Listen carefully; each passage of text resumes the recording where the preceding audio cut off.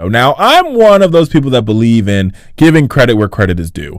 I've always been that way. I will always be that way. I will forever be that way, because no matter what party you are, both Democrat and Republican, and we know our Republican colleagues can be very tricky from time to time, but sometimes you got to give respect where respect is due, and you have to understand also that sometimes you can only beat a horse until it's dead, but once it's dead, that sucker is dead, or like they would say, that jackass is dead. Point blank, period. But there's one person tonight that I want to shout out. I want to give her a personal shout out all the way from here in Washington, D.C., from the Richard Fowler Show, because she finally took a stand against her party to do what is right. And even though she's a Republican, and even though she has some maniacal ways about her, which she does, let's take a listen to what this person said, and I'll tell you who she is in a little bit. Our rural hospitals, and it's a moral thing. We've got people that need insurance, and we're paying for it, but the taxpayers are paying for it now. So when you put everything down side by side, it's the right thing to do. It just is impossible to think of doing anything else.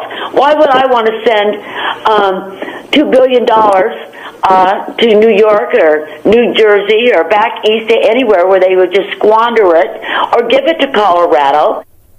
That was sitting a governor of the state of Arizona, Jan Brewer, and what Jan Brewer was talking about was the money that comes from the federal government to expand the Medicare rolls to include those that are poor and those that are uninsured and cannot get insurance because of their income level. She has finally taken a stand against her party to say, guess what? Obamacare is the law of the land. I plan on following it. Not only do I plan on following it, but I want to make sure the people of Arizona get the best health care possible. And that means taking the money that comes from the federal government and using that money to implement Medicaid in my state. The interesting part about her quote that I like the most is she said, why would I ever give up money to New Jersey or New York or to Colorado when that money can come right here to Arizona to make sure that our rural hospitals are doing well? Sadly, Governor Brewer, that shout out doesn't go for all your other RGA, your Republican Governor Association colleagues, because we've seen people like Rick Perry reject the money. We've seen Scott Walker reject the money. We've seen Rick Scott reject the money. The state of Mississippi has rejected the money. John Kasich in Indiana has rejected, not John Kasich's in Ohio, he rejected the money too. The governor of Indiana has also rejected the money. All these governors have chosen politics over the health of their people. And when you put your hand on the Bible and you decide that you're gonna, when you put your hand on the Bible and you say you take the oath of office, you take the oath of office to help and serve, protect and serve the people of your state or commonwealth. When you reject money that can go to serve them and protect them from from diseases, from illnesses, you, my friend, are violating your oath. And what Jan Brewer understands, and what Democratic governors understand, is the money that goes for health care into your state makes it cheaper it makes everything else cheaper. You spend less money on, education if kids are getting the right health care. If they're coming to school and they're healthy, they're going to learn better.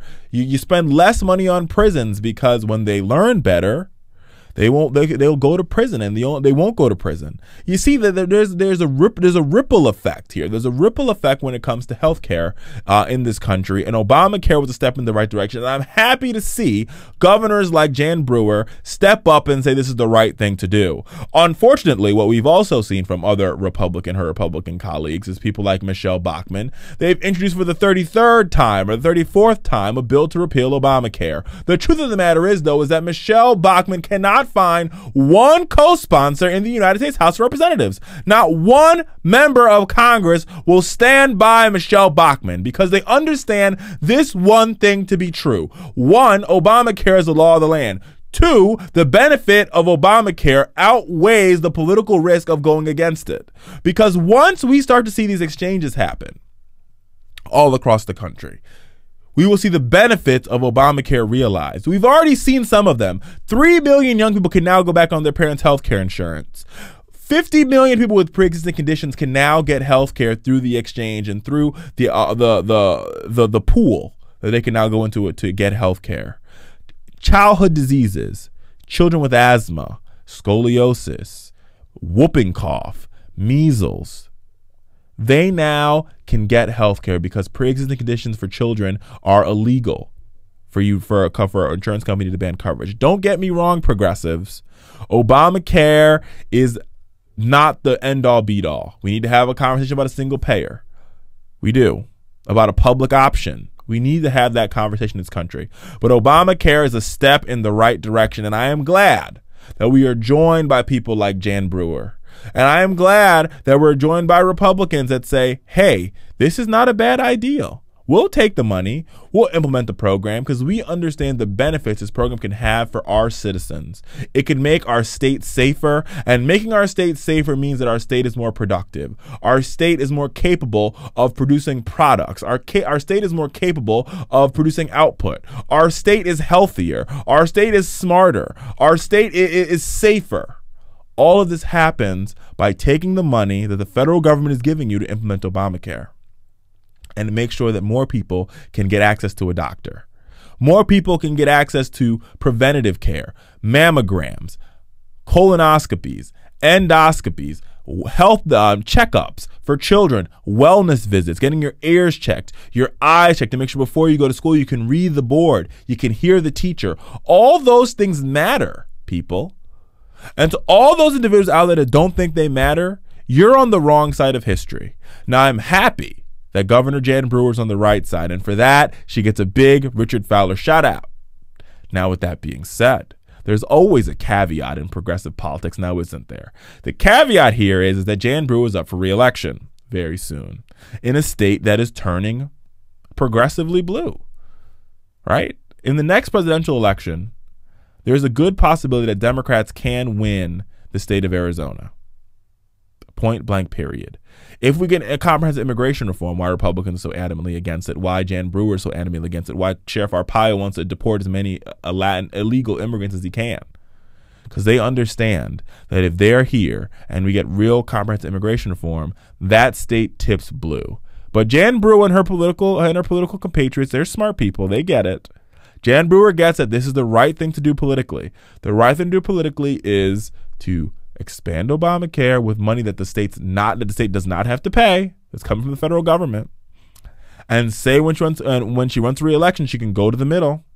She can slide to the middle and be like, listen, I'm a moderate Republican. I'm not crazy like my other Republican colleagues. I'm moderate. The truth of the matter is, though, we all know that there's nothing moderate about Jan Brewer, even though I gave her a shout out. Jan Brewer has enforced some of the toughest immigration laws in this country. Papers, please. Remember that? That was Jan Brewer. Basically saying if you look Latino and you smell Latino, we can ask for your papers.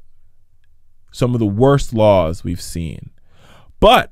And on top of that, Jan Brewer is also the state where what I would call the gun control's wild, wild west. Okay? Jan Brewer has done everything but put a gun in every baby's hand when they come out the hospital. But things are changing. Times are changing. The populace of Arizona is changing. And because the populace is changing, and because the voting base is changing, Republicans have to change how they talk to them, how they communicate with them, how they handle their issues, the policy that they implement. Her policies that they implement. And Jan Brewer gets it. Listen, Ronald Reagan had one thing to say. When people don't see the light, make them feel the heat. And Jan Brewer is feeling the heat. She understands politically that if she doesn't make a change in how she does business, her state, she could lose her gubernatorial race. And Republicans can lose the state of Arizona forever and ever, amen. But what it's going to require is for Jan to stand up and make the right decision. And we've seen that from Jan. She's done it. So Governor Brewer, this shot's for you. This Fowler 2 thumbs up is for you. You were willing to stand up against your party, stand up against those that believe that Obamacare is not the law of the land, or those that want to take it away, and say, hey, not only am I doing it politically, but it's good for our rural hospitals. It's good for our people that they can get health care. It's a good thing for the people, and hell, why would I ever give away free money to go to another person when it can come to me? I thought that was the American way. When did people start giving up free money? Well, I guess the Republicans give up free money.